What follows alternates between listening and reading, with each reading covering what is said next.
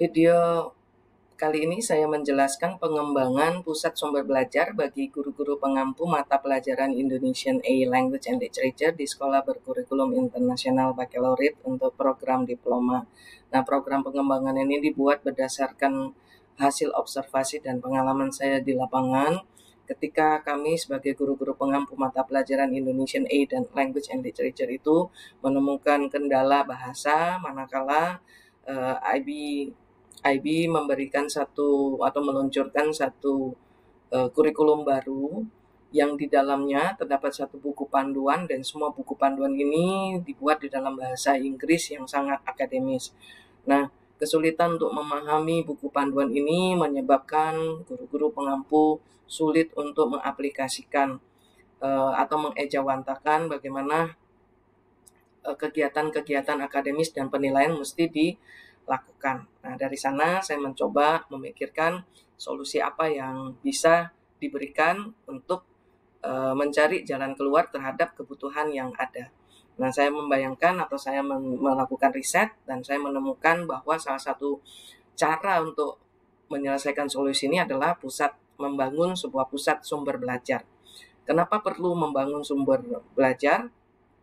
Karena kalau kita lihat pada saat ini knowledge atau pengetahuan menjadi sangat penting peranannya di dalam keseharian. Nah, semua orang berusaha mencari informasi yang banyak sekali itu di dalam dunia maya. Sayangnya informasi yang banyak itu juga terkadang membuat pusing dan membuat bingung. Nah, di dalam hal ini maka pusat sumber belajar hadir untuk mengelola dan mengorganisasi sumber belajar agar sumber belajar itu mudah diakses dan bisa dimanfaatkan oleh pihak-pihak yang berkepentingan.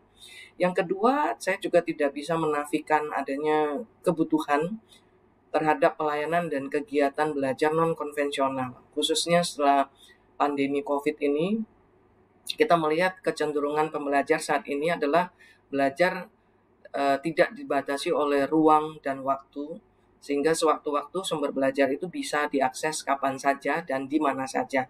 Nah, untuk itu juga lah maka pusat sumber belajar ini hadir mengakomodir kebutuhan seperti itu. Nah, pusat sumber belajar merupakan salah satu lembaga yang mengembangkan, memanfaatkan, mengelola, memfasilitasi, dan meningkatkan pembelajaran seorang pembelajar, baik secara individual maupun kelompok. Pusat sumber belajar dirancang untuk memberikan kemudahan kepada pembelajar secara individu maupun kelompok untuk memanfaatkan sumber yang tersedia itu. Nah, di dalam konteks ini saya tidak melembagakan pusat sumber belajar ini, tetapi membuat sebuah hub, katakanlah sebagai sebuah wadah atau sistem di mana sekolah-sekolah lain itu bisa bergabung di dalam satu wadah ini untuk saling mengakses dan memberikan kontribusi terhadap sumber-sumber belajar. Nah, di dalam pengembangannya saya menggunakan model ADDIE dan pembahasan dilakukan sampai tahap desain. Saya banyak menghabiskan waktu di bagian analisis karena bagian analisis adalah bagian yang paling krusial, paling penting untuk keseluruhan tahap berikutnya. Di dalam tahap analisis ini saya mencoba mengidentifikasi masalah yang saya sebut dengan kesenjangan yang menjadi kemungkinan penyebab kesenjangan itu sehingga saya dapat melakukan analisis kebutuhan. Nah, kesenjangan dalam konteks ini dimaknai sebagai ketidaksesuaian antara kondisi yang ada dengan hasil yang diharapkan. Nah, di akhir fase analisis kebutuhan nanti akan dapat ditentukan atau direkomendasikan apakah masalah yang dihadapi itu benar-benar memerlukan solusi berupa pengembangan pembangunan pusat sumber belajar atau hub of learning. Nah, di dalam prosedur tahap analisis kebutuhan ini, saya mencoba mengurutkan 5 langkah yang saya adaptasi dari buku Branch. Yang pertama adalah memvalidasi kesenjangan kinerja, merumuskan tujuan proyek yang dikembangkan, menganalisis sasaran pengguna, mengidentifikasi sumber daya yang tersedia, serta menentukan sistem atau metode pembelajaran yang sesuai. Nah, saat melakukan validasi kesenjangan, saya menggunakan sebuah survei yang dilakukan pada bulan Oktober kepada 14 guru pengampu mata pelajaran Indonesian A Language and Literature, dan hasilnya nyata bahwa telah terjadi kesenjangan dalam arti kekurangan pengetahuan dan keterampilan dalam memahami atau mencoba mengaplikasikan buku panduan itu ke dalam praktek pedagogis sehari-hari.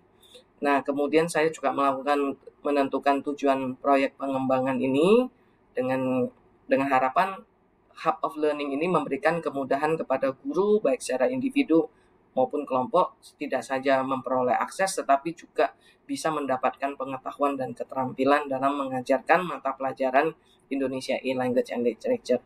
Kemudian di dalam tahap menganalisis calon pengguna, saya mendetilkan berupa identifikasi kelompok calon pengguna, kemudian mencermati karakteristik umumnya, jumlahnya, lokasinya, serta keterampilan yang berpotensi untuk mempengaruhi keberhasilan dalam lingkungan belajar.